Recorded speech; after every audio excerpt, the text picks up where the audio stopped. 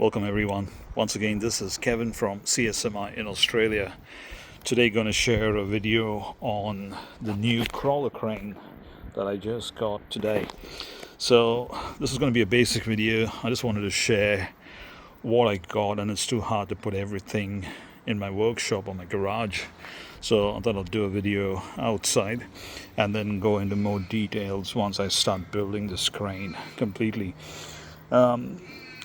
I got an extra boom section for me only because I wanted to increase the height, and for every boom section you need to get two counterweights. Now I'll show you the counterweights a bit later, but that's one of the counterweights in there, and we'll go through what comes in the box. So one boom section is what I paid for extra with the counterweight, and the rest of the stuff is what you see up here.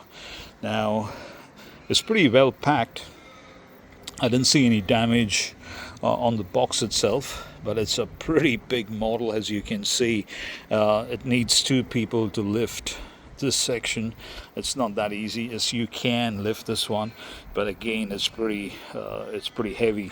That's how the boom section comes in, and here's a section of the boom that I just pulled out to show you guys.